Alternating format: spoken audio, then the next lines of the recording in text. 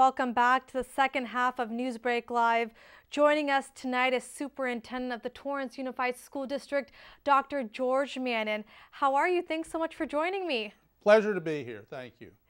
And summer is coming to an end, and that means school is starting up. Are you excited for the new school year? I have to ask first. Well, I think every new year is an exciting time to be in the school and in the community, and we're certainly looking forward to it with some new programs and some construction that's been completed and some construction we'll talk about later on that will be a real benefit to our community as a whole.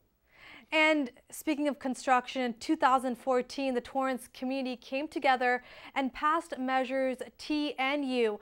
How did those bond measures come about?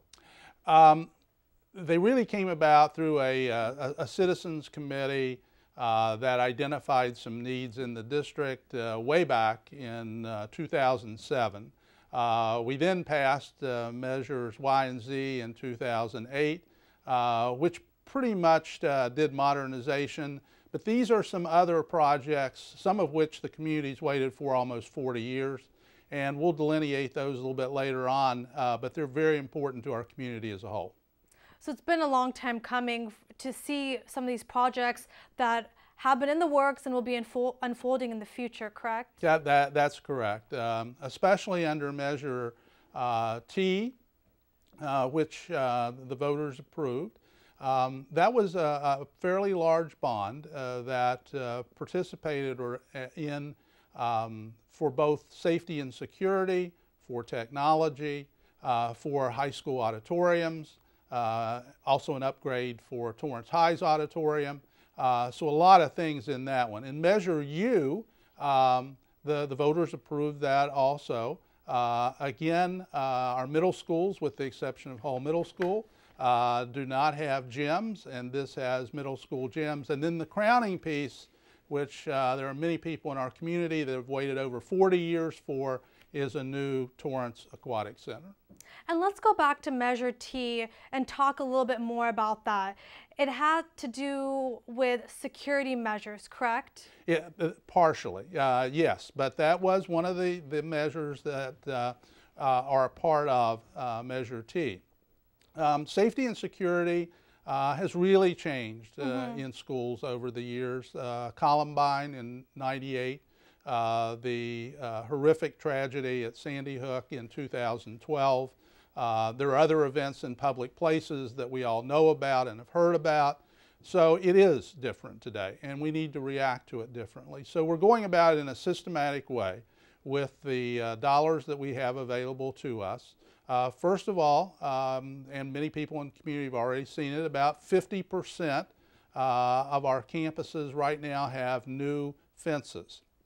Many of the fences in at our schools were the original fences when the schools were built. So some were over 60 years old, with holes, rust, all that sort of thing. So about half is done. Another half will be completed during this year.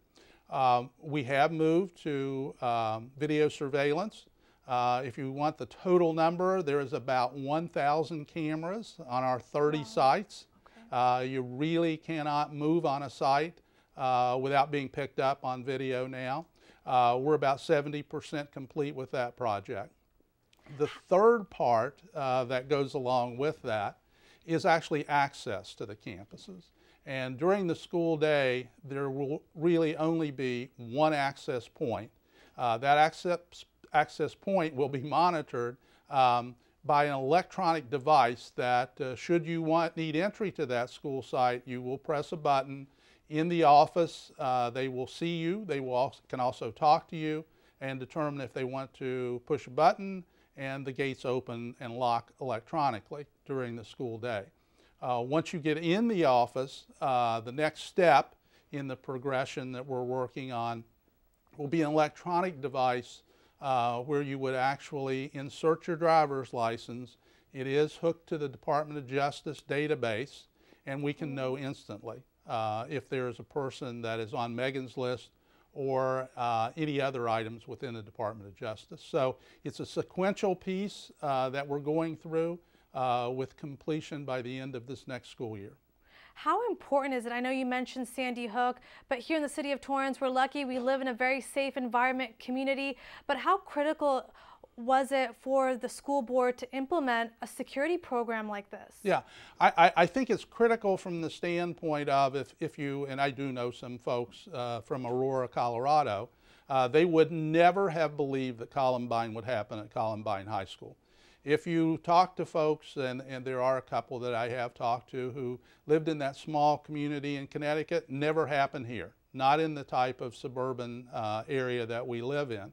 Unfortunately, it can happen anywhere, and we need to be prepared for that. Obviously, we work very closely with our Torrance Police Department. They do evaluations for us. We also had a security consultant who looked at each of our campuses, did threat assessment with the Torrance Police Department. So we have a pretty good idea of what needed to happen on each of our school sites. Is there anything in particular parents should know about the new security program with the new school year starting? Is there going to be a different way for parents to maybe pick up their children? I know you mentioned the fences and entry through the front part of the campuses. No, not really. Again, most of our parents are familiar with the access points. I think the difference will be later on in the school year where there may have been more than one access point. There will only be one during the school day.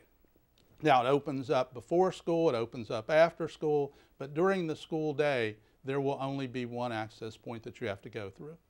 Okay, and we were talking about Measure T for people that are tuning in right now, but let's transition a little bit to an exciting project that is under Measure U, the Aquatic Center.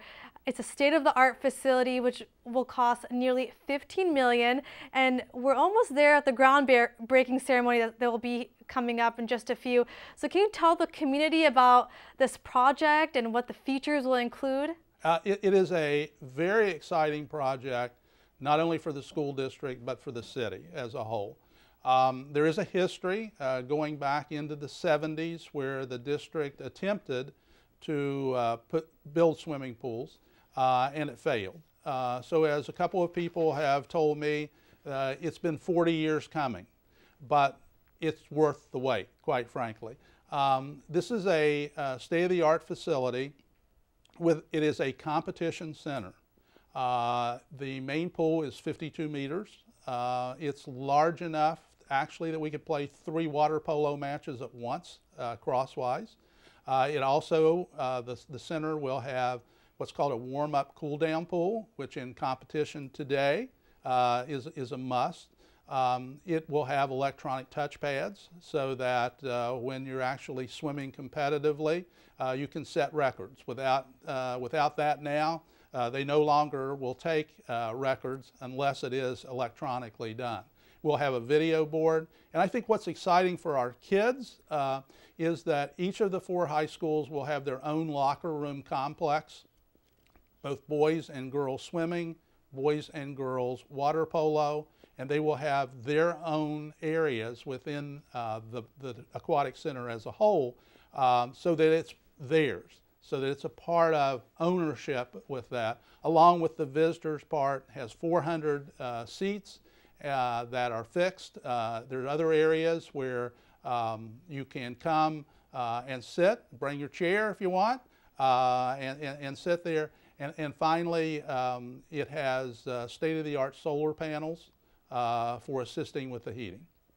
And the Torrance High School is its auditorium, is under renovation, and the other 3 high schools will also be getting auditoriums. Can you talk a little bit about these new facilities? I sure can, and it's a history again. If we go back when both West High School and South High School were built, and we have the old plans and the renderings, there was a plan for an auditorium for both of those high schools. It was never built. North High School did not even have a plan for an auditorium. So Torrance High School has always had an auditorium. We're upgrading that right now as we speak as a part of the overall construction and modernization that's going on at Torrance High. But at the 3 other high schools, again, things have changed so much in the world as we know it. These facilities will seat about 550 people for whatever theater or music that that the school is putting on. Each of these will also, as will Torrance High, be air conditioned, and they will also have digital lighting and digital sound, which makes a huge difference that I wasn't even aware of until we started on this project. So again, something that our schools have been waiting on, something our community has been waiting on for many, many years. Well, there are some exciting changes coming to the district, and I want to take a minute to talk about some other exciting news that happened last week when Newsweek released their 500 top public schools across the country, and West and South High were on it, so congratulations. Thank How you. did it feel to, I know when State of the Education happens every year, you talk about the high graduation rate here in Torrance, and to finally see the schools getting recognized once again? Yes, and 4 high schools in the South Bay, 2 were in Torrance, which we're appreciative of. But I think it's all a part of our community, community expectations at South and at West. We always have had and will have, I think, because of the experiences and the passion that we have in our community for education, that we will have high graduation rates. You know, we're down to the point now where we're actually looking at and attempting to work with each individual student when we know that that student may not be graduating. And what we really have as our goal is 100% graduation. Mm-hmm. And I really won't be completely happy until we reach that 100% graduation rate. But AP scores are up, SAT scores are up, ACT scores are up. So it's a great picture for our high schools here in Torrance. Well, thank you so much, Dr. Mannon, for joining us tonight. It's been a pleasure. I'm delighted to be here. Thank you. And I'll be talking to you soon. Well, that does it for tonight's NewsBreak Live. We always welcome your feedback, so if you have news or even video that you'd like to share, please email us at newsbreak@torranceca.gov. And for Facebook and Twitter users, use #NewsBreakLive. Have a great night.